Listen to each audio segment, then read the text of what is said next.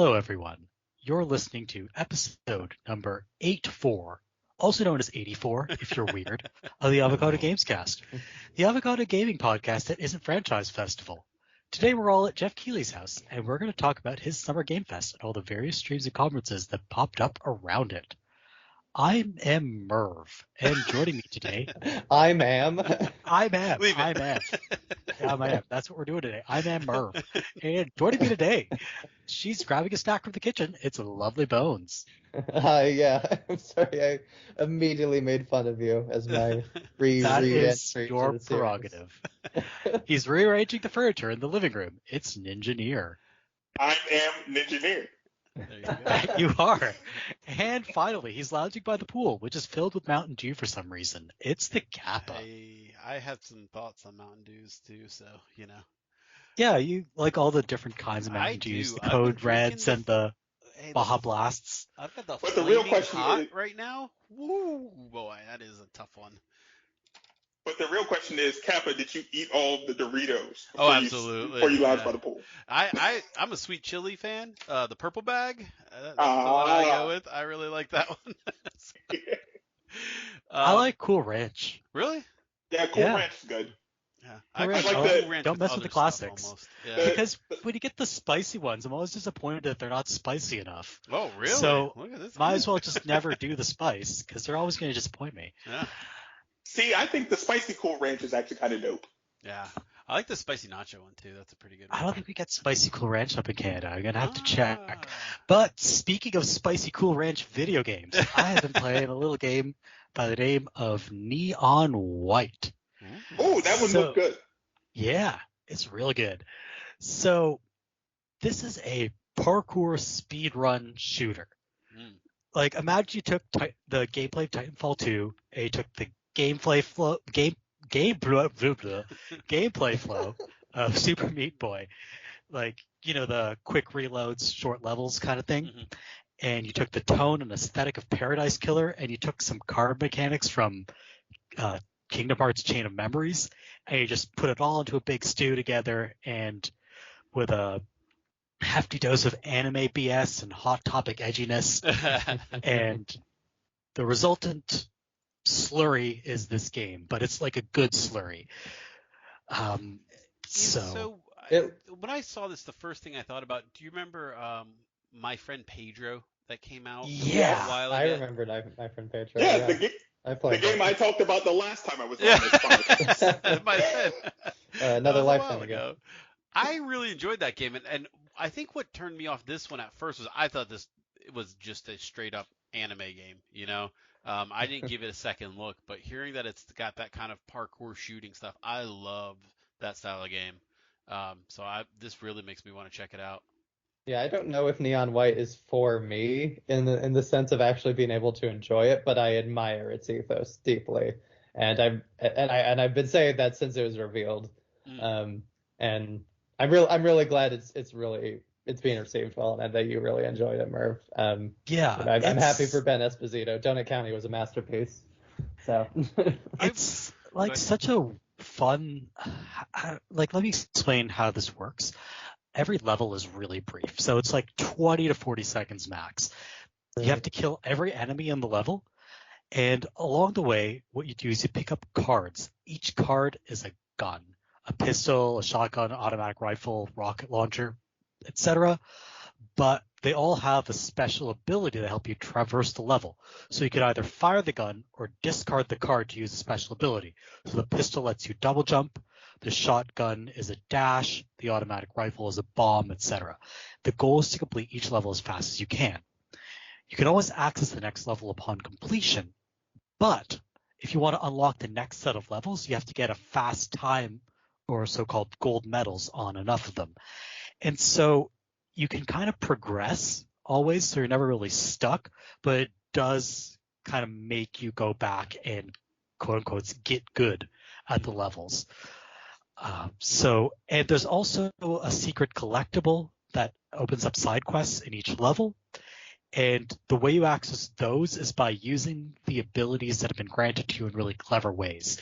So it's almost like it becomes a slow-paced puzzle platformer it uses the level kind of in two ways. One is a speedrun challenge, one is that slow-paced puzzle platformer.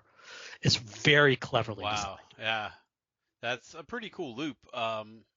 It makes it sound like more than like the kind of like the more than the sum of its parts almost. Like if you just said this was an anime, puzzle shooter, but then hearing that level, that kind of makes the replayability a little more fun. I'm not big on replayability. It's one of the problems I have with Hitman, right?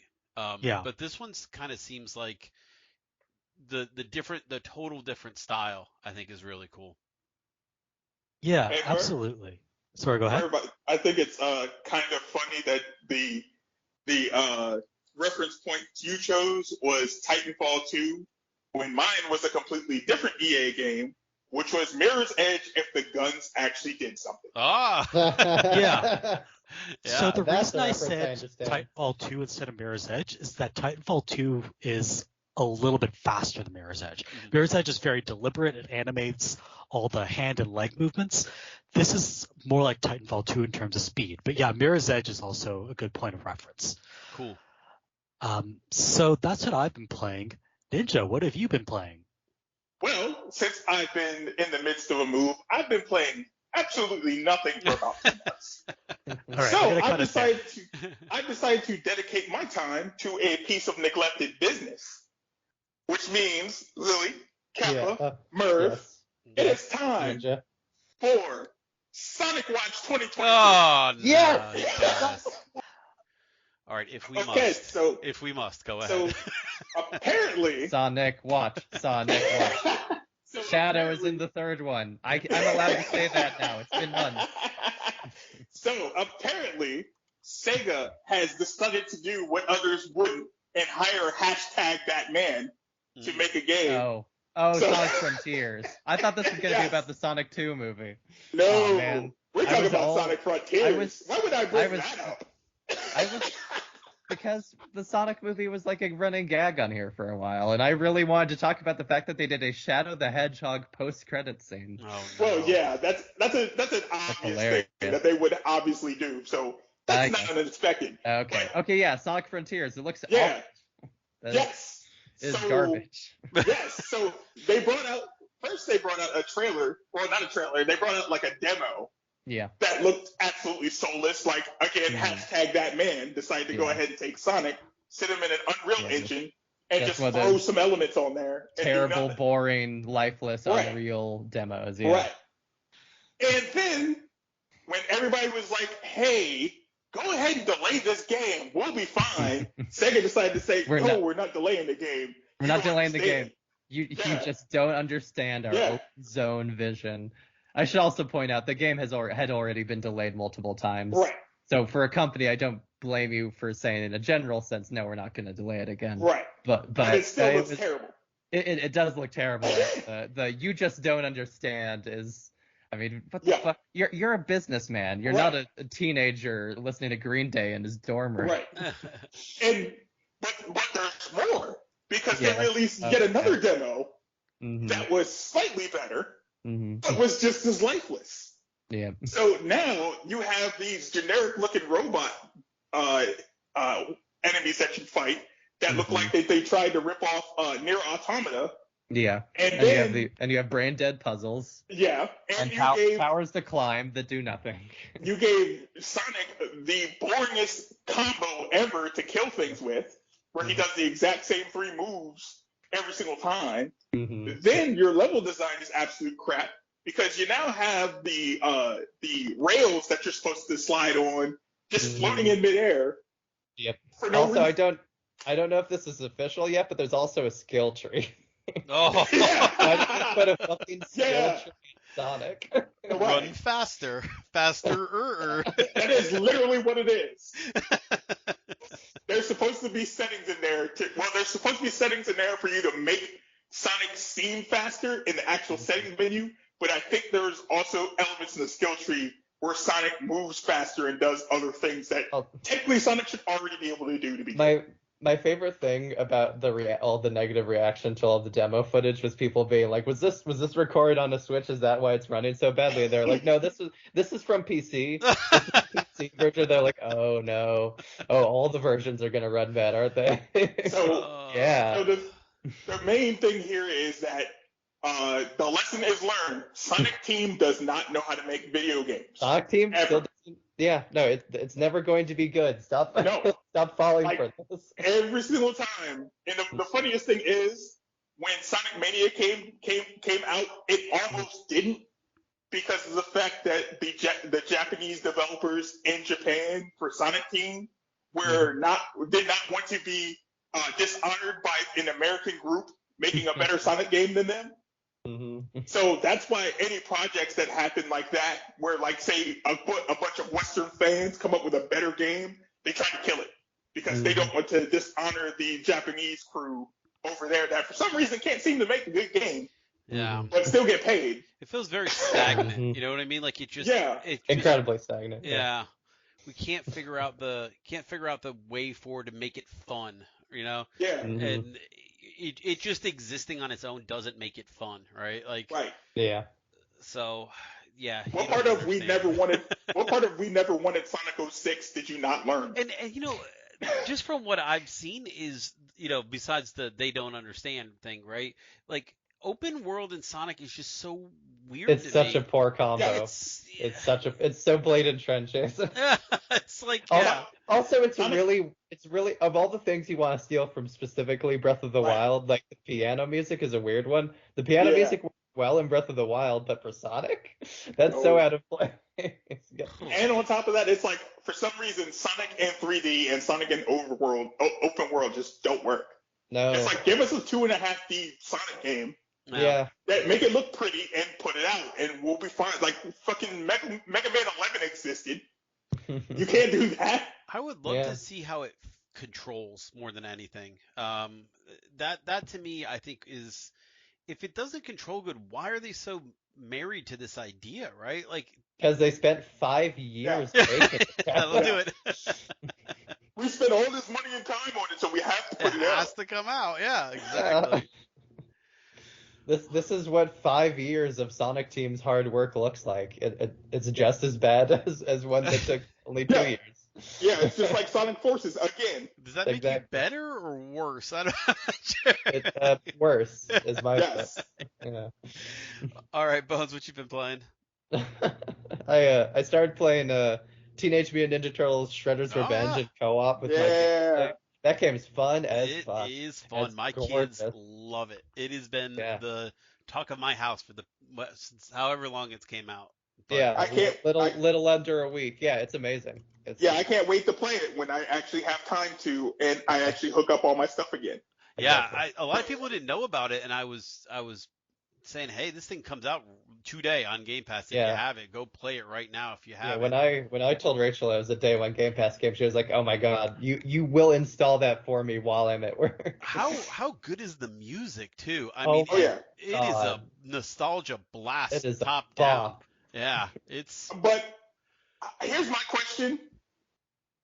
Y'all got Raekwon and Ghostface on this too? Mm-hmm. Yeah, they got fucking good members. And it's like they even do. It's like one of those like 90s style raps where it's like you're rapping about the characters in the game world. Yeah. Like it's not just like some random. It's a very like the old style original song you used to do for games and movies like this. It is so good. They do a track called "We Ain't Came to Lose," and it's from the perspective of Shredder. Right. It's like the whole. I think what they said was it was like almost like a rap battle as the battle is happening in the background. I thought, oh, this is so smart. And then they got Mega Man on that soundtrack too, which is expected. Yeah. There's the one stage where you there's like a cheesy 80s power ballad as you fly above the city. And I was like, oh, this game, like every single I think the dev is called Tribute, right? And I'm like, what a perfect name for like a dev for this game. Like this feels like as lovingly crafted as you can make something, right? Like, Yeah, I never played your Turtles in Time or whatever because I just never got around to it. It was on the Xbox 360 at the store. Yeah, don't play that one. Don't play that one. Okay, no, noted. Yeah, do not touch the reshelled version. It is the worst Okay. ever. Turtles beat 'em up itself. The new one, Cowabunga Collection. That's just that's Yeah, supposed to be the old versions. Yeah, I'll get that. Anyway, my point is, I understand that version has the same thing too, but again, I hadn't played that, so it's new to me. Yeah, there's a song called Piece of Power in it. Yeah, that's awesome. The fact that you can throw the ninjas at the screen. Yeah. That never gets old. Yeah, I love that. And there's a did they put a boss in there that requires that? Yeah. Yeah. Yeah. Okay, that's the Turtles in Time reference because there is literally a boss that requires that in Turtles in Time. Yeah, you play you're looking from the perspective of the boss and you're throwing Yeah. the ninjas. Yeah. This game has a lot of loving callbacks to Turtles in Time, to basically everything. It's a very, very, very well done. I'm so excited to see people are jumping on it. It's the perfect game just to, pop on the couch and listen to music and play this type of beat 'em up. Other beat 'em ups haven't really hit this spot for me, honestly. Like there was a Streets of Rage, I think, that came out not too long ago. There's been a few other ones, but this one really just every single button, you could press, it does. Real fun game. See, I'd say the only one that hits about like this is probably River City Girls for me. Yeah, that one. That has a lot of the same type of stuff, and it's also kind of a tribute game because it's based off Kunio-kun or River City Ransom, whichever way you want to talk about it, and they put a lot of stuff from those games in there too. Yeah, I think that's a lot of times there's like the reboot or the remaster that's the cash in. And then there's the we loved this game and we want to basically show you exactly what was so great about it. And the Turtles one really translates very well. My kids know almost nothing about Ninja Turtles, honestly, and they love it. I mean, they can't get enough of it. They're like, "Who's the rat?" I'm like, "Oh my god, I gotta teach you so much." But it's the best thing Nickelodeon has allowed to release with their properties in the past decade. Yeah, Speaking as someone that played the Nickelodeon Smash clone for one day, and the little kart racer game, did they have a little Mario Kart 2 that came out not too long ago? Oh yeah, did they finally put voices in that game? They did, yeah. That should have been there from the beginning. Now you're getting your lunch eaten by DC. Yeah, the only good thing about Nick All-Star Brawl is the recast actors Frang and Toph are really good, and they're going to use them for more projects. So that's the only positive thing about that game. It really sucks. So I've been playing something. Well, yes. This is a bait and switch. No. I'm throwing a curveball. I want to talk about that when Merve's on there. Okay. Curveball. Bastard. Well, I'll listen to it when I can, though. Okay. So I wanted to talk about this because I actually think that maybe there's some good perspective to be had. I've been playing the Jurassic World Evolution expansion for Jurassic World Dominion, and I think that it is maybe the best Jurassic Park setting that you can have, the Biosyn expansion, right? So the movie was okay. It didn't blow me away. I didn't hate it as much as anybody else. It was fine summer popcorn movie to me, but I feel like that the actual setting is so much more fertile ground for a video game than any other Jurassic Park that's existed. So I really was glad that they had the expansion ready to go right out the door. Yeah, sure. My fiance plays World Evolution 2 a lot. She's very, very into it. I don't know if she's touched the DLC yet. It just came out, I think, like maybe 3 or 4 days ago, and it's absorbed my world, except for the other game I played that we talked about. But what's interesting about Biosyn, I think, versus Jurassic Park and Jurassic World and stuff like that, is it's not designed for the guest. It's designed for the science and the research and stuff like that. So the chaos theory is pretty cool. It's setting up the park with the input of Sadler and Grant, the actual voices, saying like, hey, if you're going to design this from scratch, here's what you should do. Consider these things, and having you build the park that way, right? In the events of the movie, the whole park gets burned to the ground, as often happens, right? And then now it's Sadler and Grant like, hey, forget this whole park shit. Just make it so these dinosaurs are as happy as can be, and then let's get the hell out of here. Yeah, just make a habitat. Right, yeah, just go back with nature. And I thought that was a really cool angle for that game to play on. And Jurassic Park works best when, you're building and developing and then you get to the chaos and then usually in the game, right? Like, okay, you got the chaos, now what do? You go back to normal until the next. But this one kind of set the two sides of the scenario before and after, and you don't really get the deering. But I like the design of the buildings, the structure of the campaign, the Biosyn campaign is really cool because it's not so much about it's about going around the world, getting the dinosaurs that are loose, bringing them here, making them comfortable, and then doing research on them, which of course is, Dr. Wu, being evil. But it plays really well. And I think Fiendish Dr. Wu. Yeah, exactly. Kung Fu With your treachery. dinosaur treachery. As negative as the movie got with a lot of the feedback about why Biosyn and the idea doesn't work, it's the exact opposite for me in the game. It totally works. Like as like a dinosaur nature preserve that I don't got to sell balloons and candy at, right?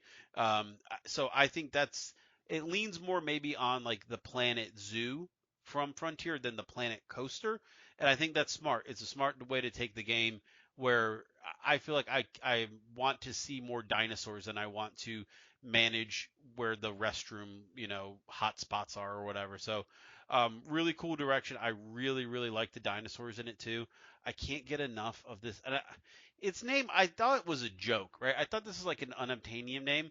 The new dinosaur in it is called the Rhizinosaurus, right? Like, Hold on. Actually, if it wasn't for the fact that I'm getting married to a the biggest dinosaur nerd on the planet, I wouldn't have an opinion on this. But Therizinosaurus is a real dinosaur that's been around for a long time, and it's like her favorite dinosaur in the world. But like, However, it has it is fucking not to be confused with.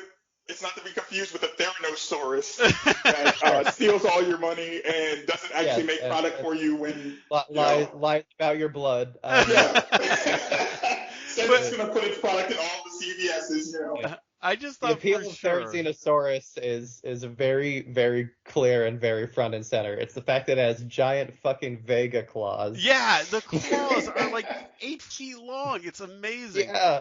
But awesome. I really like that. It's such a cool. So it's a very good itself, choice. it doesn't have a lot of like sexy herbivores, like herbivores that feel like they're, you got the big ones, you got the triceratops, but this one felt like, okay, wow, I've actually got to plan an area around this gigantic clawed walking rat, almost is what it looks like. It's so cool. Yeah. It's extremely cool. So yeah, I've really enjoyed it. I mean, I think Jurassic World Evolution 2 is kind of nearing the end of its life cycle. If I had to guess, it's been out 3 years now with pretty steady stream of expansions. Jurassic World Evolution 1 came out in, I think, 2017. 2 only came out late last year. Wow. Oh my God, time. But yeah, I don't know where they go from here. Because you've got Jurassic Park, you've got Jurassic World, you've got the they have DFW. the last movie for the time being. Yeah, and you've got Biosyn all in one game. And what's so cool is when you do the sandbox, it's all seamless. I can put a Jurassic Park style, like old school Jeep tour right next to the gyrosphere, right next to those weird pods they have in the new one that, are connected via a hyperloop, which, God, why did they have to put that is hyperloop. Yeah, gross. That's gross, but could you name whatever. it anything fucking else? Like, exactly. Dino Subway. So that is all really, really cool. Yeah. Sorry. I do kind of find it funny that the plot point they chose was, let's do that thing that they thought was a good idea in Jurassic Park 3. Yeah. Because literally turning the whole island into a preserve was what happened in Jurassic Park 3. Mm-hmm. Yeah, and nobody was supposed to go there. Yeah. Every franchise is recycling ideas, man. Yeah, already. It's the way of the world. Already. Yeah. But no, third movie again. I know. I think they have to support Evolution 2 for at least a little longer because it's been out for only 6 months. But Yeah, it's just weird because I but don't know where else they can add it. yeah, It's got but I agree with that. I don't know I don't know what's next for that game either. It's a very, very complete game, and yeah, that's good. yeah. That's awesome. Well, obviously, we do whatever we need, what we always do when we have to escalate. We send it to space. Yeah, life finds a way. Dinosaurs on the moon. Yeah, Dinos and then we on get the a moon. then we They get a carry Jurassic a Park that harpoon. we get a Jurassic Park like Dead Space, and then I get to play it and not give EA money. You know what would be And interesting pretend, pretend that's Dino Crisis. It's not a bad idea. They've always flirted in the Jurassic Park series of what if we like armed raptors, or what if we gave T-Rex a tank cannon on his shoulder or something. It might not be too crazy to just really have like a like that Far Cry 3 expansion, just like fine, whatever. Here's dinosaurs and guns. Or what if we made a Dinosaurs game? Yeah. Like Dr. Wu has like I've bred into them metal to I don't know if Lily knows that one. Yeah. Do you know what Dinosaurs is? It's one of a little bit. One of about 50, 80 shows where the theme song was better than the show.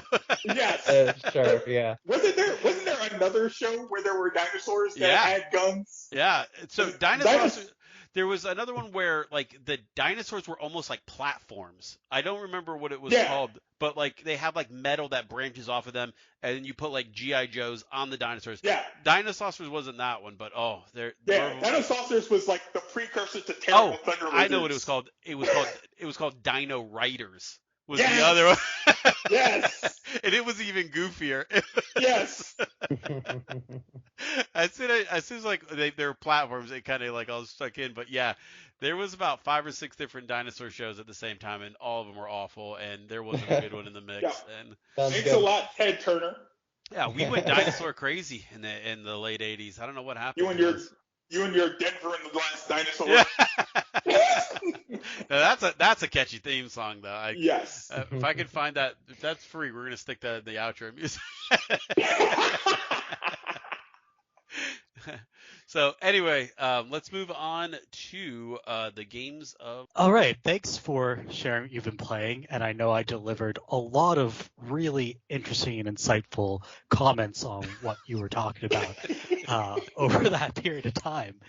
But now let's move on to talking about what happened over the past week or so, or about going back almost 2 weeks now, which were all the crazy ass summer game streams that we had. Crazy ass might be overselling it because they were pretty sedate affairs. Yeah. This was probably the blandest E3 I've ever seen in my life. I think I'm it was so much. See, you're already lying because it wasn't E3. Because yeah. Oh yeah, that's right. I've been saying E3 season. I think that gets the idea across that it's that time of year and those kinds of events without being the E3 organization. Yeah, I've been saying not E3 with like an exclamation point. Right, yeah. My fiance suggested Key 3, and I've adopted that as my new branding. I have a picture actually I have to share with y'all in a second that she made for me. But anyway, I have to put my cards out here. I'm just going all in. This is, I guess, a hot take. I thought this was pretty good. It was much better than last year. It was better than last year. I'll definitely fly every show was better paced and more substantial. Well, that might have colored my experience because I didn't watch last year. Okay, yeah, that's a big difference. Yeah, and this year didn't have any lowlights like 30 minutes of Randy Pitchford palling around with Eli Roth talking about the Borderlands movie. Friend of the show. Oh yeah, that sounds terrible. No, exactly. BFF Randy Pitchford. Before we get too much into the individual things, I just wanted to bring up. I really just hated like the structure of like kind of how the weeks rolled out. Like it seemed like I'd already forgotten about Sony by the time we were talking about the PC gaming show or something like that. I don't know why it had to be scheduled so oddly. It just kind of left me thinking like, okay, well, I get it. It's not E3, you got me. But it still seems like we could have probably done most of these conferences within the same 3-4 day window, right? Is that more for a press, reason than Kappa? Kappa, this could have been an email. Yeah. Yeah. As far as I'm So concerned. what I'd say on that note is I think Sony kind of wanted to have that whole week or so to themselves just to kind of stand out, but I also Yeah. think it backfired I because agree. we'd also forgotten about everything they'd done when we had that deluge of news from everyone Yeah. else. I didn't even The watch other theirs. reason why it was spread out so much is because there were only like 3 or 4 days of streams that were officially Summer Game Fest affiliated, and then PC Gaming Show, Future Games Show, Shack News Indie Showcase, Guerrilla Collective. Those are all kind of their own thing, Right. which are not affiliated with Key 3, as I guess we're calling it now. You're welcome.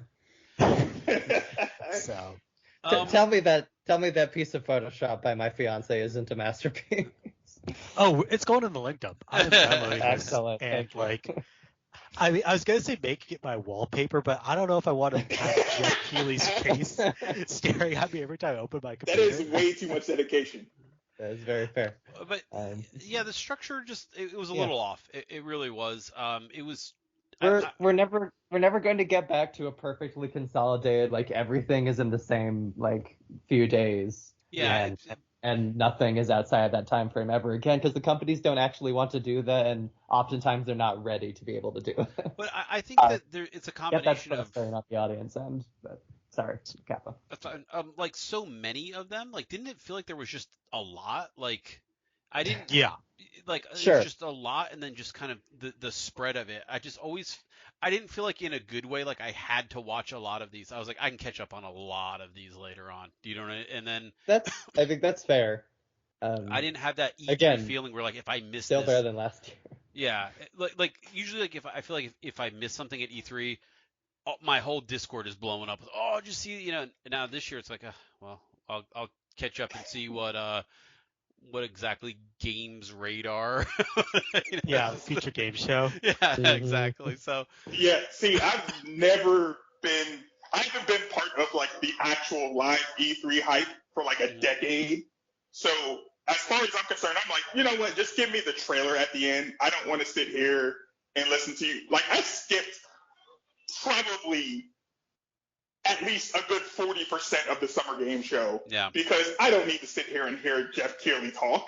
Mm-hmm. Just shut up and show me the games. Especially when like everything's annotated now, you can just go to YouTube and just click right through. You know? That's fair. I like having a host. But I don't mind Keighley as much as others. I get it. I'm there to be marketed to, kind of, so I accept it in a way, But I do like to skip around. Same, like if maybe this is me. Well, it's my job to not skip around. Oh, yeah, there you go. I'm harder.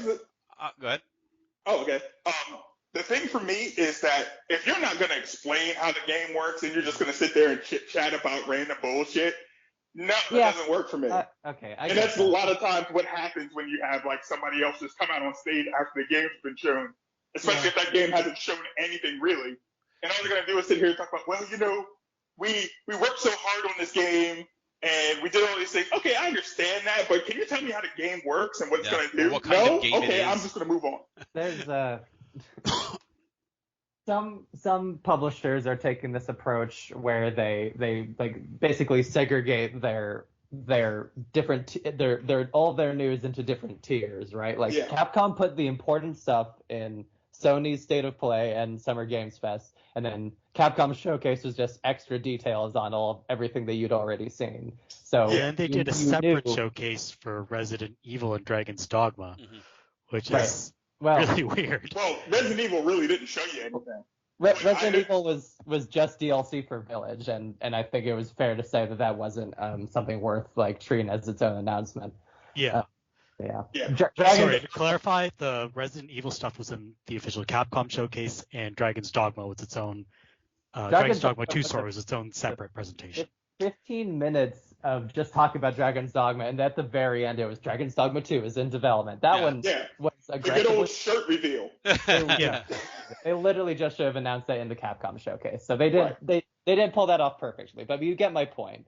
My point is the real headlines are in these main platform shows, and then if you want extra details, where those are in the separate space. Nintendo's doing that exact thing right now. As we're recording this, there's a Xenoblade 3 dedicated direct tomorrow. That will be for just the hardcore Xenoblade people. Hi, Merve. and then the actual general direct will be next week. Yo, Like, I've never that's- even played Porta, so That's I like that idea though. I think that was something that started to crop up towards the end of proper E3, where it would be like, hey, Yeah. we're gonna announce this stuff, and then we're gonna do deep Right. dives with the devs after the show. If you watch it on our Twitch Yeah. stream, or Xbox had like its own show on the Xbox dashboard. I think that was something that was popping up. I extended do like edition. that change a lot. I agree. Hey, we announced this game, and now we're gonna Yeah. sit down with the dev, and they're gonna really, that give is them an the hour. approach that Nintendo has deployed for basically the past 5-6 E3 seasons, where Exactly. they're like, here's our direct or our stage show back when they still did those, and then Mhm. we're just going to throw Treehouse streams at you. Tune in for the shows for the games that you're interested in. Exactly. Hey, who wants 2 hours of Smash Brothers updates? Everyone. I did. Apparently, everyone on the avocado, because oh my god, that thread. That was. I say this as someone who's a fan of a lot of Nintendo franchises. That was not for me. But like, yeah, I get it. If you're into that stuff, then that's great to see.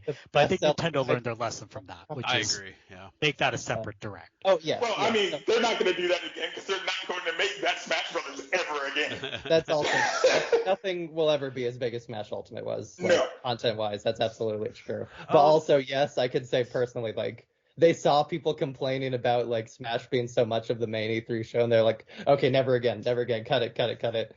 Just make them dedicated directs again. We did that in the Wii U era. People complained, so we stopped doing them, and then people complained about putting them in the main show, so now we're making them dedicated directs again. People are complaining about there being a dedicated Xenoblade 3 direct. I'm Exactly. like, It's like, do you want all of that to be put into the main direct? Because that's the alternative option. what do you want, guys? Yeah, Like you don't have 70 to minutes. watch it. Yeah. A 70-minute direct where a third of it is Xenoblade? No. That's like finding out you're getting 3 more Sword Boys in Smash Brothers. Why would you want to do that? I think it's a good Yo, idea. okay. Yo, Sora's a key boy.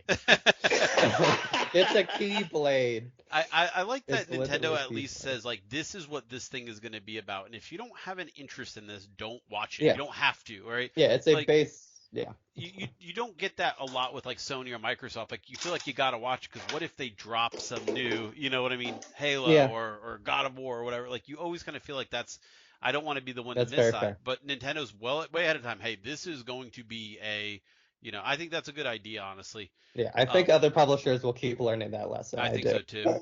Well, I think I will Nintendo say- also so learned they're let's- not for everybody. Right. Let's speak about those Sure. other publishers for a second. Of course. So I like platform holders, I should say. The only platform holders that showed up, because Nintendo hasn't had their rumored big direct of the summer yet, were Sony and Microsoft. And Right. And what I will say about these, I think they were both okay to pretty good presentations. Personally, based on my own tastes, I was interested in the state of play Sony did earlier in the year that concentrated more on their Yeah. Japanese output. you said that in our agenda, and I couldn't agree less. Like, I understand this is completely personal, and I respect that, but like, I just couldn't agree less. Like, that was the most boring state of play ever, the previous one, and this one had Resident Evil and a very good-looking Street Fighter, so that means more. No, I get that. Like, those are Like, established for me, properties, so like, that's, if you show me something like the Diefield Chronicle, that would get me interested. yeah, But Yeah, to me, that's that like my own personal tastes. that one was um, just JRPGs, so it just wasn't for me.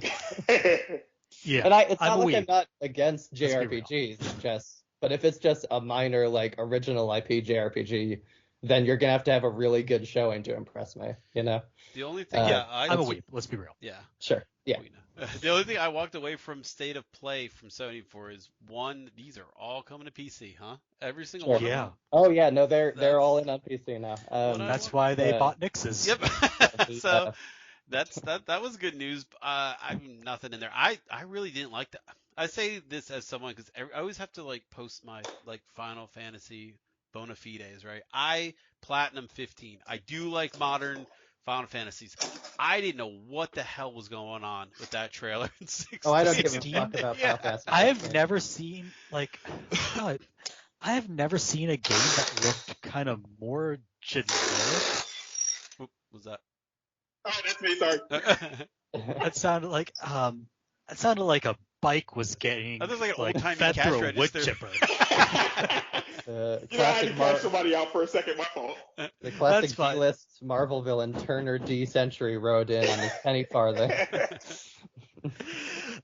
Yeah, so I've never seen, and like again, I don't want to like crap on anyone's enjoyment or hype Sure, for Final sure. Fantasy, but Likewise. as someone who's never played a Final Fantasy game, if that were the first trailer for a Final Fantasy you'd ever showed me, I'd be like, why do people care about this It franchise? was Yeah, so confusing. I mean, I didn't see the appeal of it, but I thought, like seeing it, I was like, okay, this seems well executed if it's what you want. You have Yeah. to have already It wanted it, seems like which is it's not. I'd say very that's not really generic what Final medieval Fantasy fantasy. needs right now. Like I would think really Final Fantasy should be trying to expand its audience, not like shoot exclusively for like the decade fan base already. But then again, like their audience somehow has only grown with each game. Like 13 was the best selling game in the series, and then 15 topped that. So I don't know how they're making this work for them, but it has so far. yeah. And Well, The so name one thing- carries a lot of cachet. this Yeah, is the one that yeah. they handed over to the Creative Business Unit 3, right? Like this is it's the Final yeah, Fantasy Yoshi 14. yeah, game, the 14 team. So I'm excited about that. I mean, everything seems good, but this was just one of those. We all have those feelings sometimes when you watch a trailer and you're just like, if I wasn't a fan of this, I would just be like, what the hell? Right. Yeah. We've all been on both sides of that before. Right.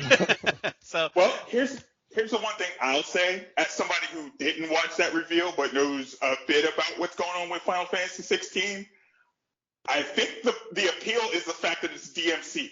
Mhm. It's Devil Yeah. May Cry. yeah, Yeah, it's Yeah. doing like So- real-time character action, which is Yeah. not a direction I saw coming at all. and I got a So little since bit of you're- a Shadows of Ico type vibe to it too, right? With the gigantic, Like or yes, Shadow of the Colossus. yes, Shadows of Merge Shadows those Colossus. together. Yeah, Shadows of the Last Guardians, I Colossus. yeah.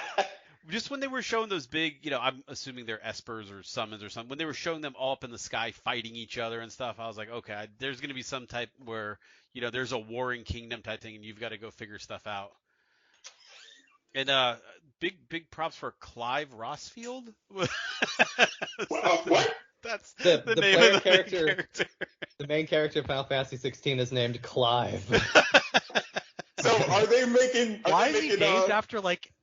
He sounds Yeah. like an accountant. It's very European fantasy oriented, like in Yeah. certain aesthetic parts, and that's like is Clive that like Rossfield them? does my taxes. Yeah.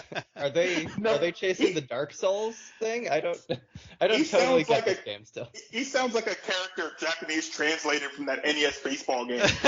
Yeah, Like- Steve like McDonald, he's related to Clive McNutt or something. Rossfield. I think Bobson that Dugnut, they released the Ansel names. Elgort. The three named characters are Joshua, Clive, and Jill. That's what they for. So, get to hang out with Josh a little bit. One of the Final Fantasy Origin Stranger of Paradise characters was named Jed. Yeah. Joshua, I don't- Clive, and Jill are a line for the mayo sandwiches at the picnic. I don't And know. what- ironically, don't know what's going on. I guarantee you, since they have a ex-Capcom employee in there, you're getting a Jill sandwiches. Right? I do not know what's going on at Square Enix, man. I really don't. Other than the Crystal Ido stuff, like that's completely explicable. Nothing else makes sense. I'll say it looked good. I mean, I'm definitely gonna play it. I do enjoy it, but yeah, that was kind of, I think, the big one to walk away from Sony, unless you were really excited about like that cat game, which everybody is. Stray. I'm really excited about Stray. I thought the Yeah. gameplay looked really good. Yeah, is that VR only, or is that No, VR? no, that's Okay. just a platformer. It's not Okay, VR game. got it. Yeah. That part of the show was kind of weird, where they were dropping in and out of this is VR, this isn't. So, Okay. I mean, so there's one more game that I wanted to mention, and Yeah. this is where Sony lost me. Where they showed off Eternites. oh It- yeah, What is that Eternite. game? yeah. Yeah. I figured Eternites would be too much even for humor. It's like, why? How? Sorry, I just No, I can't. get it.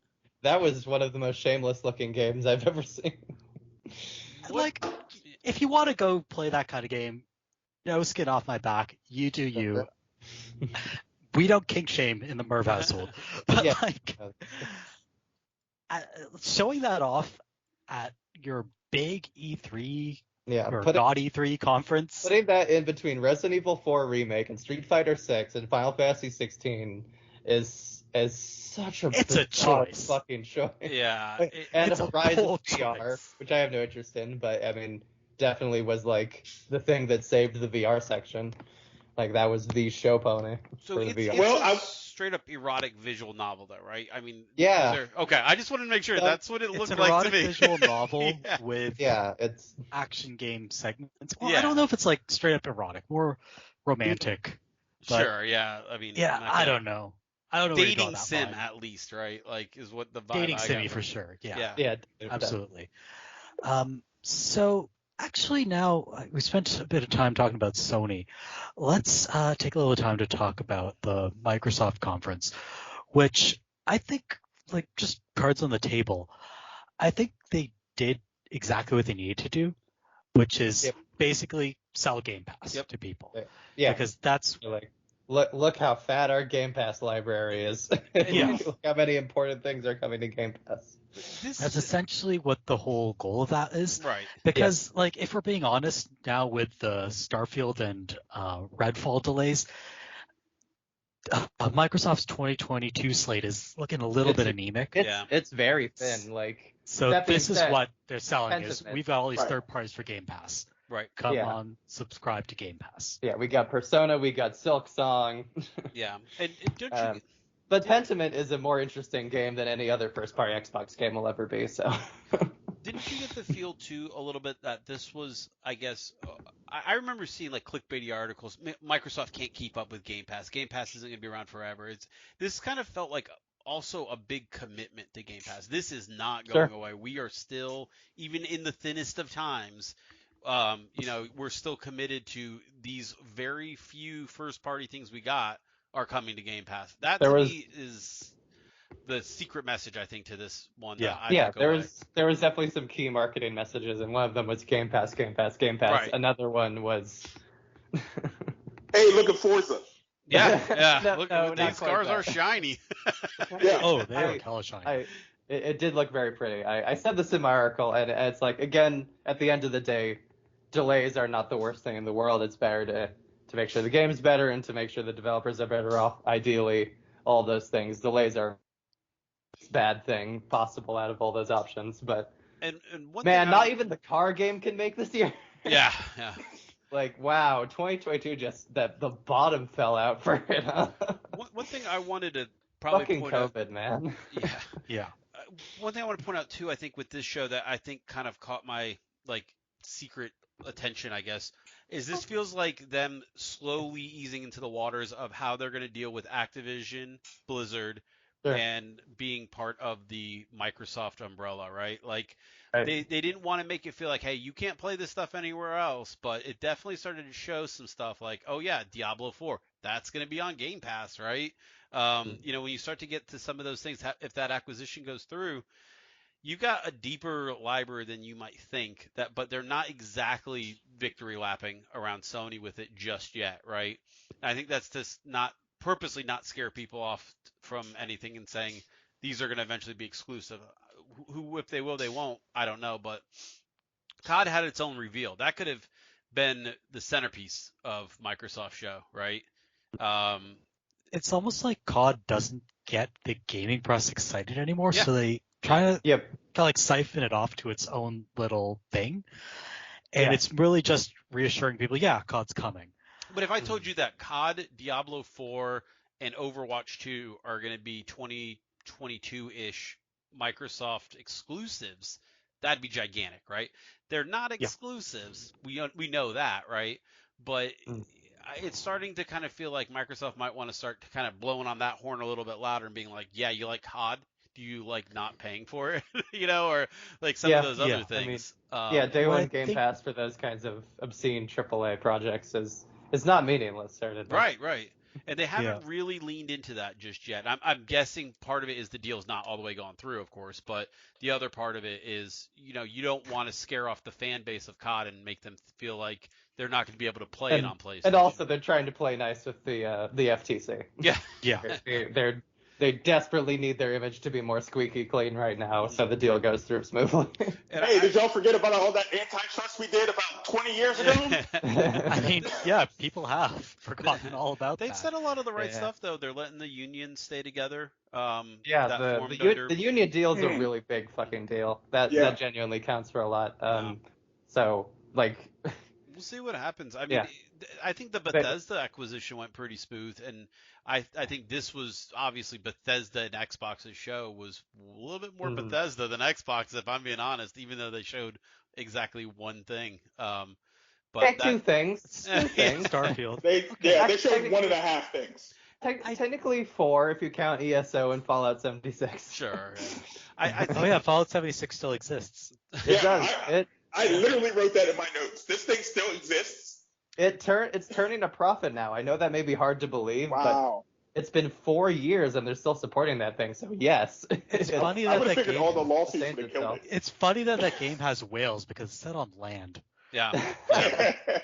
And then, we didn't even talk, maybe the biggest Xbox thing is Hideo Kojima is working on a thing. So, Yeah, I'm not that surprised. yeah, he's working on something. I thought it was it kind of only leaked interesting. 15 months ago. Yeah, exactly. Yeah. And there's still nothing to show for it. It's Not also a good sign. cloud exclusive. So Yeah. The funny thing is, Jeff Keighley wasn't the one that got to break it. Yeah. yeah, So I'm sure he's sad. we did get to have Kojima for the umpteenth time. The other announcement that I thought flew under radar, maybe for like a lot of people who aren't in that world, but a lot of my friends are really excited about, is that Riot Games announcement is That was- huge for a certain segment of people. That was like, could it be less for me? But Yeah, it's- right. I mean, the Oh. entire League of Legends franchise on Game Pass, and then every single playable character for League. yeah, Free? Yeah. So Like huge. that's obscene. Yeah. right. So for me, because I don't give a shit about any of that. Sure. The only thing that I care about is what's going to happen when Project L comes out. Mhm. The fighting game, Because right? Yeah. yes, so like, is that going to be free to play? Is that going to go directly to Game Pass? Is every Probably. update going to be released on Game Pass? Probably. Look, we don't know. We don't know, but Because- speaking as the industry person here, kind of, yeah, probably. Man, Well, that I would mean, be- there is the like- fact that all the stuff that they're talking about now has been out for years. Well, So- I mean, not all of it. Some of it's pretty recent. Like, What was Valorant recent? Valorant is, yeah. as far as I understand, yeah, some of this Okay. came out like last year. Yeah. Okay. To my understanding is it's a League franchise-wide contract. Like, it applies Okay. to the things they're currently in development. And Riot is definitely trying to branch out. They had like a little action RPG that came out this year. They've had that little like mobile game, the auto chess game. That, They've been trying to kind of get out the there. console version of League is also coming to PlayStation and Switch. Yeah, Um, but yeah, the Champions it's thing just taken is- forever to get to them. My friends. Well, were losing their Microsoft could use a fighting game since they didn't talk about Killer Instinct at all in this thing, and that pissed me off. Yeah, if you're listen, Ninja, Vernon, my friend. Oh shit, sorry. It doesn't matter. No, I was saying that because I bumped into my cat. But also sorry for using your name. Not a problem. Yeah, Listen, we'll edit this out. if the only reason you're watching the Xbox show is in case they mention Killer Instinct for the first time in 6 years, Ninja. Well, look, Lily, I have to tell you, I don't give a shit about anything Microsoft puts out. Fair Oh, I looked at this whole entire conference. There were 5 games I cared about in 20. Well, I looked at the 25% the is Capcom a one. lot bigger than 0. Yeah. It is. Same. It is. But also, they weren't Microsoft exclusives either. It wasn't stuff that Microsoft themselves made. It was something another company made, and then they're going to be on Microsoft stuff. So the third That's party. very fair. No, hold on. That wasn't my point. My point was, don't watch a 2-hour fucking long show. I only watched it for this podcast. Okay, That's true. I made you watch this. Yeah, Actually, I watched didn't make the you watch it. I just Microsoft. asked what you'd watch. You're just like, I'm Yeah. going to watch everything. I'm like, Yeah, okay, look. dude. well, you tried Knock to yourself have a out. face. I That. I only watched it to be part of this conversation. If Yeah, I was fair. a part of this conversation, I would have never watched it. But Yeah, at the end of the day, All right. Let me think. So speaking of all the conferences we've watched, let's talk about our highlights. Sure. And then we can Okay. talk about our lowlights. And then we can talk about, I guess they're called midlights. I don't know what you call them. So I'm just going to rattle off a couple of my highlights. Same. mostly what I saw that I really was interested in were indie games. So things like Agent 64 Spies Never Die, because I was huge into Perfect Dark back in the day. American Arcadia looks great. As someone who super liked Golf Club Wasteland, I'm excited to see the follow-up from the same studio called High Water, which is more of an action-adventure game. They have two. They have two different games. They're both They're both follow-ups to Golf Club. Yeah, there's also the Cub. Yeah, High Water and the Cub. Yeah.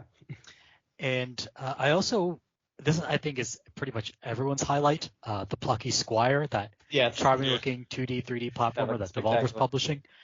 And also Shim was a highlight for a lot of people, that jumping between the Shadows platformer, which I'm going to remind you folks looks a lot like Contrast, which was Compulsion Studios' first game, now owned by Microsoft. And we still don't know what Compulsion has been doing since Microsoft bought them, which is starting to kind of freak me out. Maybe they're double helix now. I can't believe you didn't say Pentiment. I thought you were all going to be... Pentiment did not look like a game that... Okay, Pentiment looked like a game that I'm very happy is getting made, but that I have zero interest in actually playing. Wow. Okay. Yeah. Oh, yeah, no, that's like my most anticipated of the year. Yeah, like, the game looks awesome. I thought too. I was like, oh man, yeah, indie people are going to go crazy for this. I thought it was really cool. I have no idea what it is. It's like a mystery-solving, non-violent RPG through the ages. Okay. And the end of the Middle Ages, early Renaissance, I guess? Yeah, but it's like Bayeux tapestry art style. Yeah. Bayeux? I don't know how to pronounce it. Bayeux. Did I say it right? I don't know. But yeah, it's like that. It's almost you have to that say it style en français, of art. Mon ami. Yeah. Bayeux. The art style looked cool, and even in the little stuff they showed that had that little bit of humor in it, I was like, okay, I could probably get through this. I thought that was cool.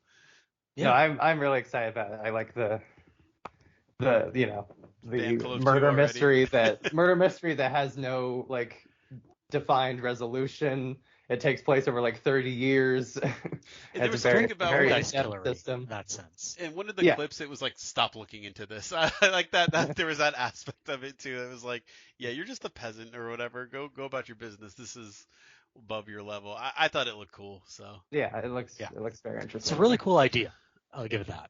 As long as it's not murder sold suspect, then we should be good on that one. I've played that game. I'm sure you did, Merve. Yep, I played it. It was bad. Never gonna play it again. I think for my highlight that probably nobody else is gonna mention, I think we'll probably get a couple that everybody has, but I think that I like that Justin Roiland game. That's on my list. Yeah. So here's the thing. That initial trailer looked awful. Right. But then then they did the extended showcase where they showed more of the gameplay, and Roiland and his colleagues actually talked about the game and its structure. That was more like this Metroidvania where the guns you choose not only influence gameplay but also the narrative. I thought that was super neat, and now I'm completely sold on it. What game was that? It's called High on Life. The new game from Squanch.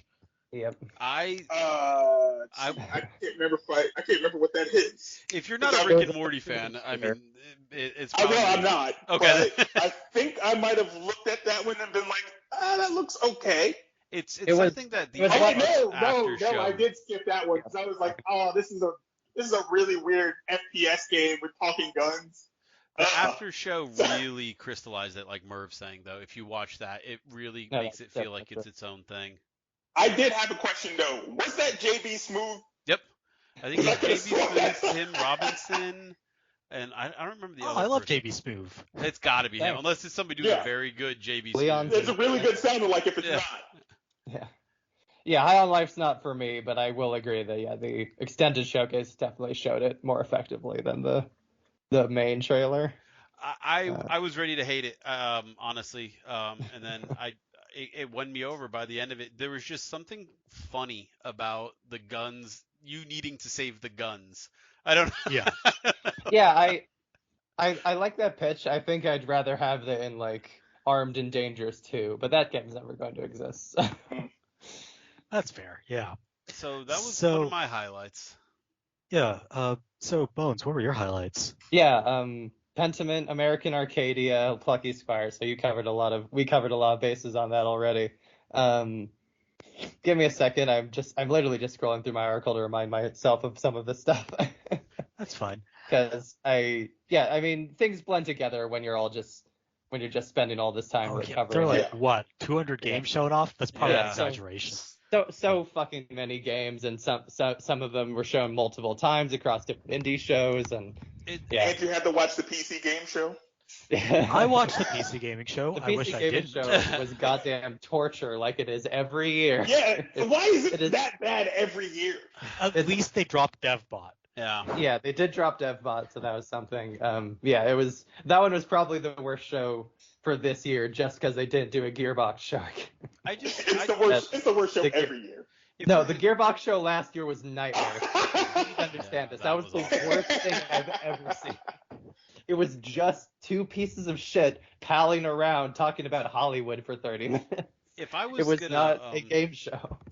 If I was gonna like stick with Merve's terminology, I think I mostly had midlights, right? Like I didn't Sure. have two or three highlights, mostly midlights, two or three lowlights, I think. But Well, hold on. Let me give you mine first. Sure. Yeah, sure. All right. So as far as Yeah. my highlights are concerned, the two biggest ones are Mecha Suda 51 and Tom Clancy's Animal Crossing and Metal Gear Cooking Mama. So those are the best parts of the entire thing. But the big thing I have to say is shout outs to giving me Dead Space without me having to give EA money. Two Dead Because Spaces. y'all gave me a lot of Dead Space. Callisto Yeah, Pro. you're Oh, basically yeah. getting I two love Dead it. Spaces. Every game at SGF kickoff was a Dead Space. Yes. Yeah. And I love it. Including the one that was literally Dead Space set in the prison. Yeah, because you had Fort Solis, then you had Yep. what was Mhm. Callisto Callisto Protocol. Callisto Protocol. Protocol. And then the Aliens one felt very Yeah. Dead Dark Descent, Space. Yeah. Hold on. I got them all listed here. Oh, there are more Dead Space clones. Yeah. Yeah, There there was are. 8. I would also put counted 8. Flashback 2 kind of in that little.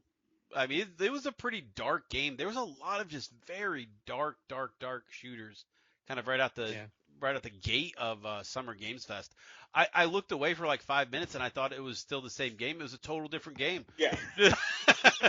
You'd missed like 3 Dead Spaces. Yeah. At that time. In the meantime, but And I'd also like to give a additional shout out to Saints Row.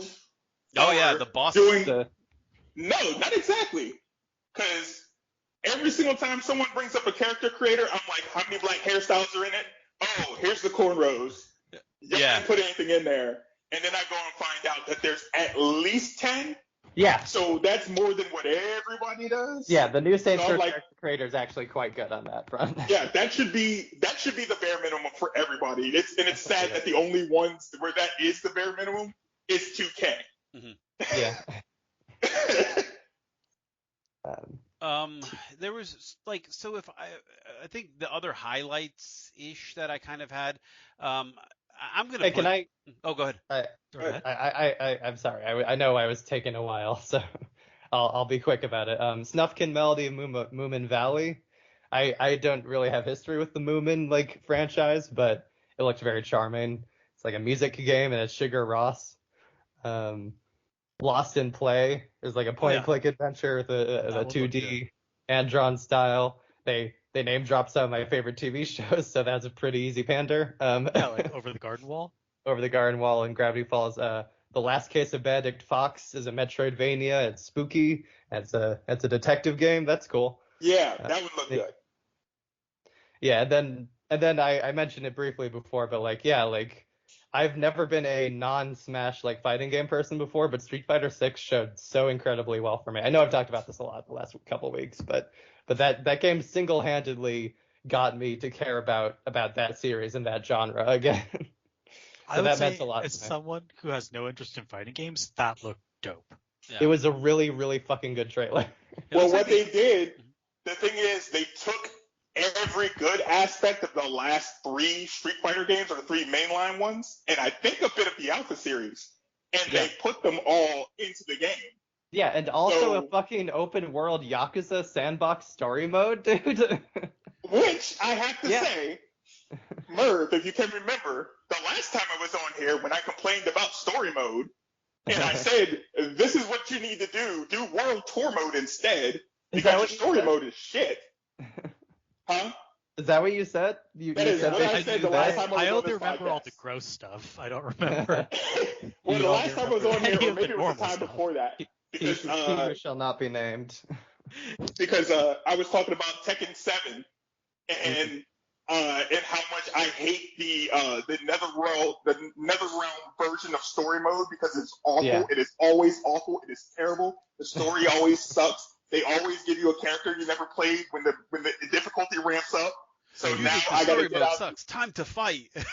Yeah. Yeah, and it's like, hey, this is like halfway through the game, everybody I gotta fight is getting more difficult. You give me a random character that I've never touched in my life in like the decades I've played this series, and now I gotta get out the game, go to training mode, learn this character, and then come back to finish the story. No. Yeah, no. So Capcom looked at the Mortal Kombat 11 style story mode and they're like, oh, this is tired. We need to do something different. Right. And the very thing I said was, you guys need to do World Tour mode or Weapon Master mode from Soul Calibur 2. And that needs to be what you guys do for your single play. Yeah. And that's basically what it is. Yeah, That's really good. totally. That seems So like called the it. right thing to do. All right, let's briefly talk about our lowlights. What Oh, are things that they showed off that you were like, no? Yeah, I'll start with this one with a game I'll probably actually play, but I thought the trailer was awful, and it's like, this is another example of something I learned about way later. Stormgate. Yeah, it's Record. Yeah. What was that I literally trailer?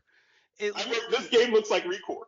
Yeah, and then it turns out it's fucking StarCraft. Like, Yeah, it's an what- RTS that made showed by off StarCraft that record. too, It's guys, really yeah. weird. Did you get that at all from that trailer though? Like, No. yeah. No. I was like, this looks like a 2007 era. You battle the demons with a mech, cool, right? And then I'm reading about it. And it's like, wait a minute, StarCraft 2 does. Why are they making? And then you start reading like, this is an RTS. I mean, they barely mention that, and that trailer is really. Yeah, it did not make it look like a strategy game. It's so It was weird, bad right? marketing. That's a very weird So marketing choice. yeah, so like Yeah, more of a for sure. marketing or a PR thing than like, I think the game has a very good chance of being good. It's just, wow, what a trailer. So- Yeah. Real choice there. for Yeah. sure. Yeah, my number one low light, I realize this is kind of being a dead horse at this point, so I apologize. But it's gotta be Overwatch 2. I'm sorry. That Mhm. like That's not even a sequel. speaking, yeah, it's a 1.1 edition. It doesn't need to exist. Yeah. Like, and making it free doesn't really make up for that. No.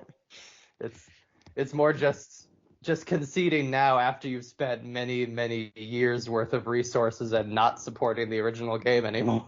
Yeah, just to get So, this up to date. Wasn't it That's supposed right. to have something like a campaign mode? The story. This okay, does, yeah, so have the a PvP campaign. launches this year. The story mode launches next year. Okay. The story mode is literally just shooting like brain dead AI robots, so like it's not gonna be good. That just doesn't cut it Mhm. No, in it this doesn't. day and No. age for a It story doesn't. mode. It's insane that 6 years after that game launched, they still don't know how to do that. Like, that's just not right. Yeah. And Like, like, that's Activision. that would be. I'm thinking of something like Halo Spartan Ops, which is not very Yeah. good, but it's Yeah. just like this free add-on. And it's Yeah. something to keep you in the game world, you know. Yeah, Yeah, once it's a just month. worthless. It's really embarrassing. but like it's their marquee mode. Yeah. Like, Yeah. no, it's like a side thing that you could do. That would be fine. But Mhm. selling it as a marquee campaign, Yeah. no, just no. Sorry. Yeah. I think my other So- low light would be Super People. I'll give you $100 if you can find me one Super People fan, or even Yeah. describe to me what I Super was People is. Underwhelmed by super people. Yeah. I think I was at best whelmed, but I have to say, my biggest low light and something that got an audible boo from me as I was alone in my own house was Gotham Knights. Oh yeah, that Gotham Knights doesn't look great. It is No. getting a lot of heat, huh? No. First of all, I'm already You're I burnt am out. already done with the Batman Arkham whatever, and this is even worse than that. Like it's like they took no lessons from any of the good parts of the Arkham stuff. All the characters are floaty. None of the stuff about how they move throughout like the world makes any sense. Like you give Nightwing a glider, and then Red Hood can now like magic jump his way through Gotham City. That's just dumb. And I'm like, this just looks stupid. It's like it was like one of the ones where I was just like, why am I watching this? Felt like I was watching Gigli again. It was terrible. It felt. You watched Gigli? I did. Again. I did, and I finished that movie, and then in the midst of that movie, I said, why am I watching this? And that's how I found out that Like that's in a exactly what I need to stop theater, or- watching. This No, podcast is now just about Ninjaneer watching 2003 film Gigli starring Ben Affleck and Jennifer Lopez. Hey, that in the it's show notes, relevant. put They're that in the back show together notes. now, so we can talk No, about it. here's the thing. I didn't pay money for that. I worked at a Blockbuster Video, so it was free $3.99. There you go. But still, it was like watching that Batman game, Gotham Knights. I'm like, none of this looks appealing at all. That's Like, fair, not yeah. a single thing. I would rather play Gotham City Imposters than play this. And Yeah. you probably, Yeah, probably that don't game even remember what existed. that is. Huh? I remember that. I remember Yeah. Imposters, yeah. It was apparently very bad. It was. Yes. And now it's in the show notes. So the one lowlight I have, and this might be a controversial one, I have zero confidence in As Dusk Falls, and it was shown off at I think multiple events. Oh, buddy. I'm Ooh, going to with go you. ahead and be the counterpoint on that one. I think it looks great. I didn't want to know like too many story details, so being vague about that is fine. I think the art style and like the visual motion style is perfect. I couldn't be more excited that about style does not sit well with me at No. all. So I the reason, accept that. like that motion comic style, it was used to great effect in, say, Heaven's Vault. But that game doesn't have voice dialogue. When you have that voice dialogue with the motion comic, they kind of feel out of sync with each other, and it just doesn't work for me. it. Yeah, And also they have certain like objects in the world that are fully animated. So you have the motion comic characters with the fully animated vehicles. That doesn't work for No, me. I liked it. I thought it looked really smoothly integrated. That's fair. The thing that kind of put me off, though, was the devs trying to sell it as a mature TV drama. And Yeah. maybe this has nothing to do with the actual content of the game. I don't know. But, like, they're trying to sell it as if this stuff hasn't been done in games. As if the game's most clearest inspiration, which is Telltale's better works, didn't do this stuff already. I agree that's a bad sell, but here's an important thing to understand here. These are ex-Quantic Dream people. I was going to say Quantic. I was like, this is Quantic for me. This is Alan Wake is probably the best heavier way to look rain. at this. These are specifically people that ran away from David Cage because he sucks so much. Oh, yeah, that's like right. trying to do David Cage stuff without David Cage, and that's going to happen. I mean, I wish them all the luck in the world, but it doesn't mean they learned how to make a good game. Quantic Dream does not have a good track record with me, so. I'm going to get it for free, so I'm going to give it a try. Yeah, exactly. That's my fair. point. That's my point. Is no, it might not be good. It might be just as bad as a David Cage game, but at least it won't cost money. But I understand for the cost of $0, sure. I get where. Yeah, where but how Merve much is of your coming time? from. So there was something as they were talking about the game, it felt like it was trying to be like, I don't know, like almost like this is an Oscar-winning film that everybody's gonna love. And you're gonna. It was a little too grandiose for me. I would have liked them to kind of, It's very. I mean, they're definitely cut from the same kind of cloth as how like Quantic Dream frames its projects, and that was my point. Mm-hmm. Like, they're very much an extension of that, just without David Cage anymore. And again, that has its flaws and its limitations. Agreed. I'm willing to give it a shot, but I'm not saying you must give this a shot. I think I'm fine letting other people kind of play this game for me. But like, the game probably just plays itself. Let's be real. The whole thing about them talking about it being like TV, I'm like, you've already put me off from this game now. Me too. Yeah, I agree. All right, get Doug Matrick. Midlights now. Get Doug Matrick in here to talk about TV again. get He loves Phil TV. Harrison out of his like side department in Google that he got. Does he still work for Google? He does. They pushed him into like a side room where he's not in charge of anything anymore. He's like or like mobile keyboard division or something. Yeah, let's talk Midlights. Midlights. I got a lot. I mean, Midlights to me is the name of 2022, not E3. That's the name of the games industry. Yeah. Yeah. One quick one I think that maybe got overlooked a little bit was Wolong Fallen Dynasty. Yeah. That the looks- yeah, that ninja looked good. game. That looked Yeah, it's That a looked pretty good. yeah. it's a Romance of the Three Kingdoms action game with one of the guys that like main producer guys on Bloodborne Mhm. is working on it. Like And it looks very cool. The only reason I it looked a lot midlighted like it Neo. was I do wish they would have showed a little bit more of the actual comic because that's going to make or break that kind of Yeah. game, right? But Yeah, it's definitely weird to not show gameplay like 9 months out. But yeah, exactly. Yeah, Well, look, it looks like Neo to me, so that was good enough. yeah, Yeah. I definitely yeah, had it's that definitely vibe. in that Neo action game mold for sure. So yeah, I'm interested in that one. A couple Yeah. other, what other Sorry. midlights Yeah. did you guys have? So I would I'm like. going to mention the big one, Uh-huh. which is for me Starfield. Mm-hmm. Oh, that was mid as hell. Starfield was like bottom of the bottom for me, but Wow. fair. But I did I don't want to care dwell about- on that more than necessary. Yeah. I have like Bethesda is persona non grata in this house, so Fair. it doesn't matter. And I'm saying this as someone who's very Bethesda skeptic. Like, Sure. Oblivion is one of my least favorite video games of all time. Right. So I'm coming at this from a perspective of someone who needed to be sold on this, and they kind of sold me on it. Not really. Fair enough. I don't know. I can respect that. I think I can agree that it looked a little better than I expected. What I'll Which is say not is, to say that I was impressed. Those are different okay, things. let me just say I'll what I stop talking. thought was interesting about it. Yeah. I think what I was afraid of was that the role-playing systems would feel underdeveloped or not well integrated with each other. And when they started showing off how these systems play into each other, that's when I was reassured that they're actually being a little bit more thoughtful about how they put this game together, rather than just throwing the kitchen sink into it and saying, okay, go make your own fun. I Fair agree 100%. And you know what did that for me was when they showed how you build the ship, the actual sausage making of building the ship, right? It wasn't you interacting with something in the game world fighting the engine, right? It was you sitting at a blueprint, dropping things in and out, right?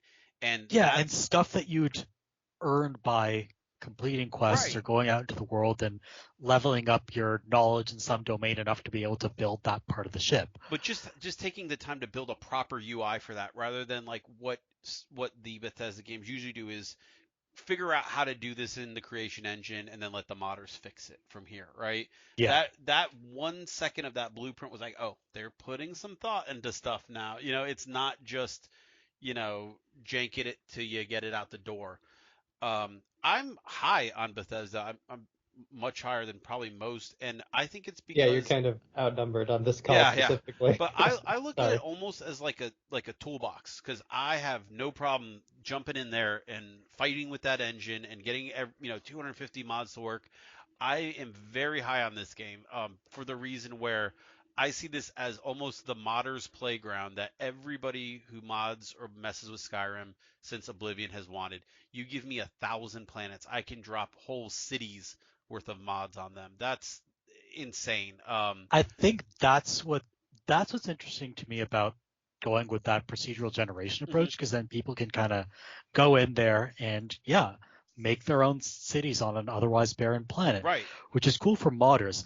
What I think people got a little bit concerned about was, okay, you've given me 1,000 barren planets with nothing to do on them, to which I would say, well, they're procedurally generated, so not a lot of dev time must have gone into them, and also just don't go to them. Yeah. Like, if you're playing the game, just don't do the side content you don't find interesting. There's no obligation to go off doing Radiant quests for 10 hours. And But more than like, most I get RPGs. why people find and Bethesda has struggled with putting meaningful content into their games before. Right. So I get the skepticism, but I don't I think that's more the pedigree that you should be worried about rather than the fact that they use some procedural generation. Yeah, and more than most RPGs, I think Bethesda RPGs side quests are truly side quests. You don't have to interact with them in any meaningful way unless you want to, right? Like Witcher, I've always felt like, yeah, these are side quests, but if you just did the main quest, that game is thin, right?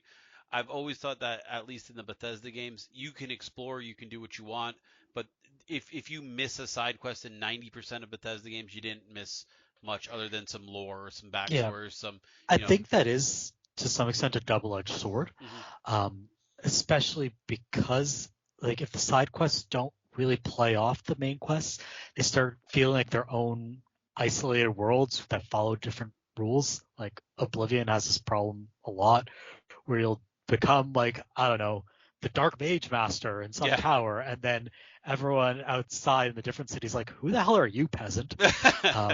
So it is a bit of a double-edged sword, but like I get the approach they're going for in terms of freedom. What were Bones Ninja? What were your midlights? Well, I will say shout outs to, I can't remember what Forza it was, but for having a really, really cool Jay-Z remix of PSA, which was pretty cool. But I could give a crap about the whole rest of that presentation because no, it's Forza. Why do I care?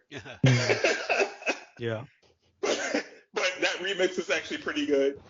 And then like Gunfire Reborn was like, it looks like Borderlands, but a roguelike, which I kind of like Borderlands, but I hate roguelikes. So maybe, Yeah. We'll see how that turns out. Yeah, we'll see how that works. But yeah. So Bones, what were your midlights? I don't know if I have a midlight. I did prepare notes, but yeah, I couldn't really find something that I felt fit that very well. So sorry. That's all right. Does 1-2 Switch 2 leaking count as a midlight? Because as a reporter, that was disappointing, but like medium disappointing, not majorly disappointing. It's like, man, I was working on that fucking story. I need to hop off, so Kappa's the host now. See you later, folks. Take care. Bye, Merve. Okay, I do have a question though. Sure. Yeah. Does anybody have any fucking clue what Soul Hackers is? Nope, not at all. Yeah. Merve just left. But this Merve just left. Merve would have told you. He was excited for that game. It's like on the top of his most anticipated list. I saw it was the second one, so I assumed that the first one was a big hit. It came out 30 years ago. We're doing that a lot these days. No, that's Flashback. No, Soul Hackers. Okay. I have to. Merv literally just left. If you had said that like 5 minutes earlier, he would have done this. But now I have. Look, I have like 3 pages of notes, Lily. What are you expecting to do? It was a very vague trailer. I'll give you that. Soul Hackers is a turn-based RPG. Soul Hackers 2 is a turn-based RPG that is part of the Macro Shin Megami Tensei franchise. Okay, that makes some sense now. Yes, it is Atlas. It is biblical turn-based JRPGs. There's a lot of sub-series within the Megami Tensei world. Like basically we get to attack and dethrone God in that game. Yeah, it'll be another one of those. Okay, good. That's the basic. That makes sense now. Thank you, Lou. You're welcome. Let's to the last part for our scheduled discussion was what's missing, and my answer to this was going to be everything, apparently, because I was like, where was this? Where was that? Where was this? I think my number one, though, and I want to see where it is and where it's coming along, is Avowed. I have an answer for this. Okay.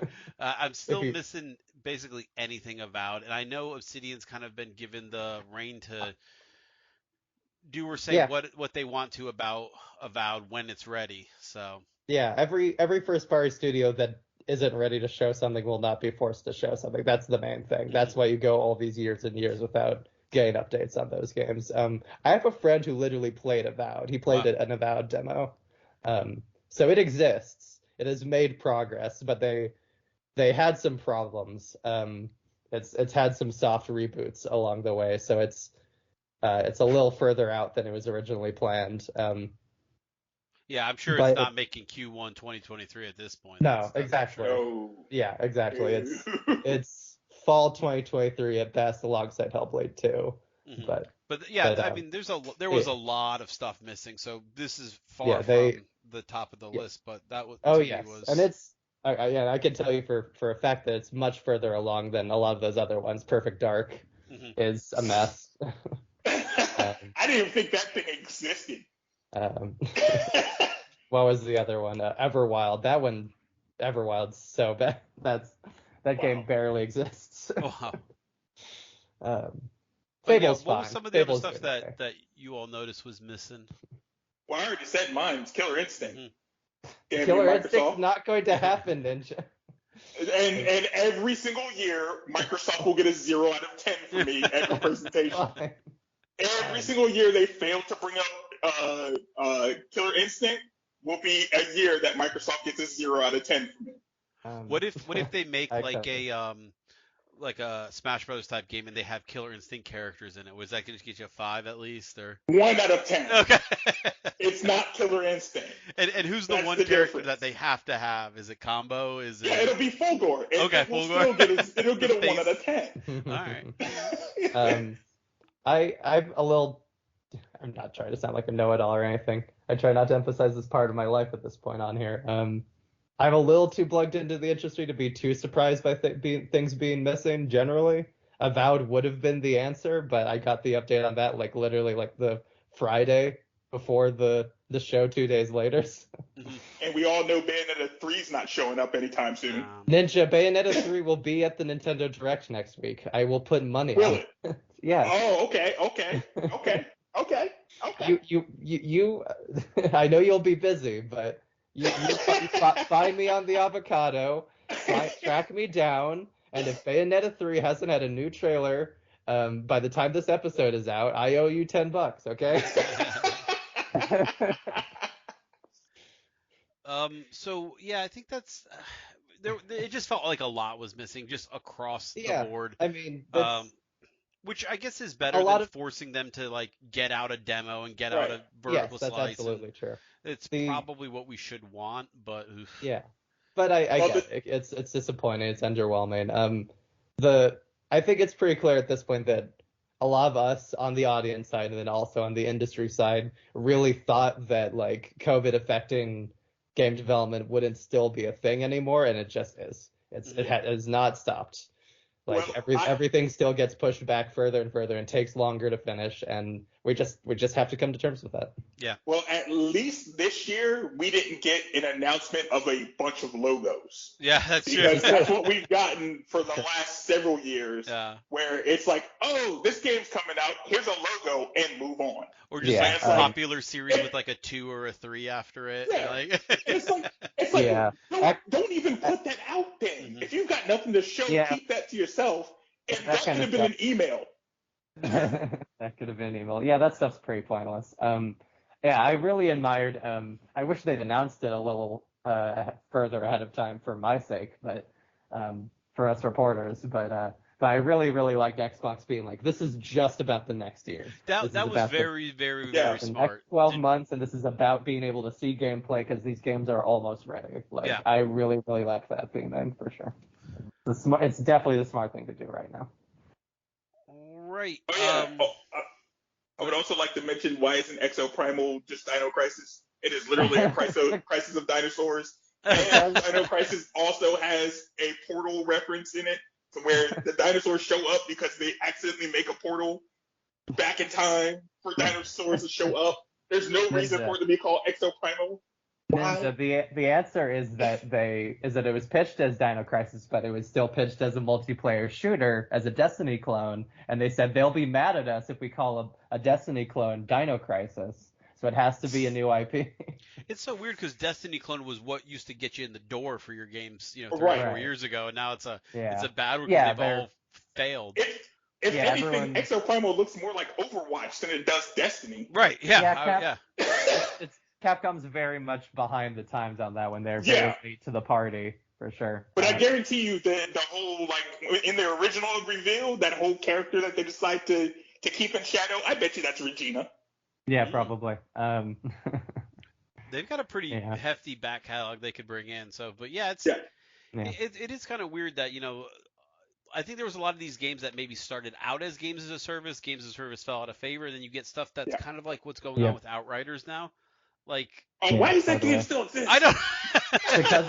because it's on Game Pass and that sustains a minimum audience for it. It's just so weird. Like, you know, Anthem crashed and burned, and I think everybody was like, "Ooh, we got to fix this." And then you get a lot of these games that kind of dangle it to you, but not really. I remember seeing the Outsiders whatever update that they mentioned, and I was like, "Wow, they put another color in this game that isn't brown." Mm-hmm. Yeah. Because I swear that was the brownest shooter since Rage. Yeah. I was like, good God, could you put some color in this thing? You know, it's weird because like a lot of the games we remember, even the weird stuff that like kind of just had a fandom for some reason, or like think about like Time Splitters. Like they used to at least have Time Splitters was good. Right, but like Time Splitters was a lot of fun. It at least had a colorful palette that you would almost recognize, right? Like, yeah, and then totally. You got that mid like era where everything was just brown and beige, browner and beiger, and then like they were all brown shooters. Yeah. It was all brown FPS shooters. Yeah. All the time. That's part of the reason why I don't really like FPS games to begin with, because it's like every single FPS game that came out was brown, and it was you're in the military, you wear military gear, you use military guns, and it's not fun. And I think that's one of the hidden reasons there's such a fandom for Perfect Dark that we mentioned we didn't see earlier is Perfect Dark is a colorful game. I mean, everything's like neon and purple and blue and red, and then I think in there you're shooting like gray aliens. Yeah, exactly. It's the war of against a drab, I guess. Yeah, it was cartoony and like right before that era really kicked off of everything being very drab. Mm-hmm. Yeah, and you get a laptop gun. Yeah. Nobody was giving you a laptop gun. Yeah, that was really cool. So, anything else that we might have missed that we missed? Let's see. Hold on. I have to look through my notes. I can't see. Oh, we did mention Final Fantasy VII Remake 2. Oh, yeah. I mean, that's an announcement, certainly. Don't have much to say about it. It's coming. I'll wait till the third one comes out. It exists, yeah. Yeah, oh yeah. They confirmed that's a trilogy and not like a 7-part series or anything. Well, I kind of called that. I called that because I figured they were going to follow the discs for the game originally. Yeah, that was a good call. It does have those natural breakpoints. Yeah. Yeah, it definitely does. But as a dyed-in-the-wool Square Enix skeptic, I was fully willing to believe that it was just going to be something that they just kept making entries for with no end in sight. Oh, don't worry about it. I was still mad about the fact that they split it in 3 because I was like, I don't care about you doing all this. You could have just taken the original game, made better models for it, made better environments for it, added a few extra things, and just put it out on one disc. Yeah, I'm much more of a more faithful remake kind of person than this kind of thing usually. And the thing is, this is what Square Enix does, is that they decide to overdo it just to overdo it. But you can't deny there's an audience there for it. That thing sold obscenely well. Yeah. In the same year where Avengers like viciously belly flopped, like FF7 Remake saved their asses. Yeah, because they would have. And then we got Stranger of Paradise. Ooh. Yeah. Ball on Wonderworld. Oh man, no. I saw something that was like from the creator of Ball and Wonderworld. I was like, I hope Merve didn't see that. That's not what you lead with. Let's see. I did see Metal Hellsinger. Metal Hellsinger is pretty cool. I have no rhythm. I'm very, very bad at rhythm games. So. Well, I haven't gotten a chance to play like BPM or whatever the other one was. Yeah, so I'll just stick to playing Doom 2016 again with the new soundtrack over it. Yeah. you just shoot to the rhythm of Mick Jordan. Yeah. So I think that will wrap it up. Sure. I got to read the outro for Merve, or he'll yell at me, or I'll make him read it again later, and then just probably either way. If you'd like to keep up to date with the podcast, you can follow us on our website at avocadogamescast.wordpress.com. There we post each episode along with a Linkdump that fact checks all of our blathering. You can also subscribe to us on Apple Podcasts, Google Podcasts, and Spotify. Just search for Avocado Gamescast, and make sure you check out the Avocado at the-avocado.org. So, Yay. that's another E3 under the belts. Thanks It was an E3. Thanks for the talk, y'all. That was fun. Yep. Have a great night. Bye-bye. Bye.